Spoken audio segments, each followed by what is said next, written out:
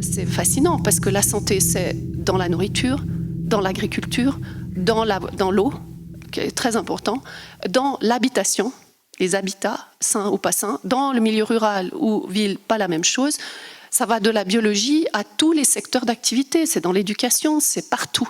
Donc le système de santé est hyper large. Si vous comprenez ça, vous allez comprendre pourquoi il y a des contradictions parmi les experts.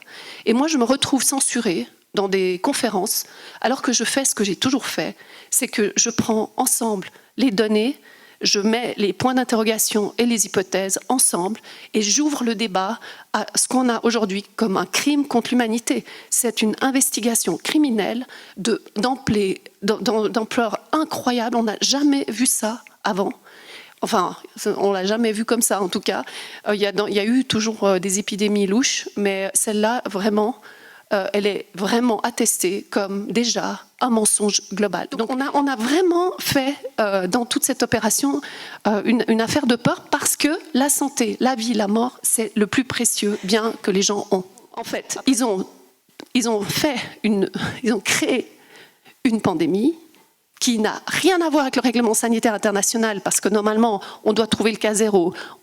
Si c'est une infection, on doit appliquer le postulat de Koch, qui veut dire isolation d'un virus, si c'est un virus, isolation, purification, étudier la causalité, étudier la contagiosité. Et ça, la causalité, c'est un des plus gros problèmes de ce qui se passe aujourd'hui. Voilà. Donc, en fait, ils ont réussi à faire une pandémie coup d'État, parce que c'était déjà pour moi un coup d'État, de faire toutes les mesures qu'on avait interdites avec le règlement sanitaire international, vous pouvez aller voir, ont été appliquées.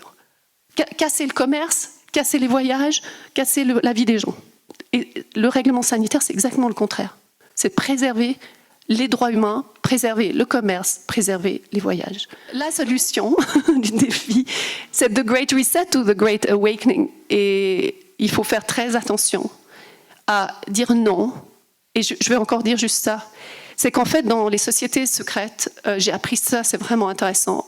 Michael Hoffman a écrit un book que vous pouvez trouver sur Telegram, moi je l'ai posté, qui s'appelle Psychological Warfare of Secret Society. Et sous la méthode c'est de dire tout, de tout dire, et si vous ne dites rien, c'est que vous consentez. Et c'est une loi de cause à effet, c'est comme une loi spirituelle naturelle. Si vous ne dites rien, eh ben ça va se dérouler, parce que les gens attendent que ça se déroule. Et donc il faut absolument dire non, il faut se mettre à dire non avec les avocats, avec des groupes et organiser la vie autrement. Et je pense qu'on va vers une société dystopique, dystopian society, où il y aura des personnes qui ont compris, qui veulent collaborer, qui ont compris que c'est une guerre spirituelle et très grave. C'est pas juste de la politique et de l'argent. C'est vraiment vouloir tuer les enfants, vouloir vraiment éliminer l'humanité. C'est que les gens qui gouvernent, qui pensent qu'ils ont gagné de l'argent, ils vont se faire écraser potentiellement de la même manière. Et s'ils n'arrêtent pas, même nos dirigeants, à comprendre que ça va tellement loin, c'est une énergie qui est beaucoup plus forte que l'ordinateur et l'argent. Il faut vraiment dire non, parce que sinon, c'est la fin de cette humanité, en tout cas comme ça a déjà arrivé probablement sur cette planète.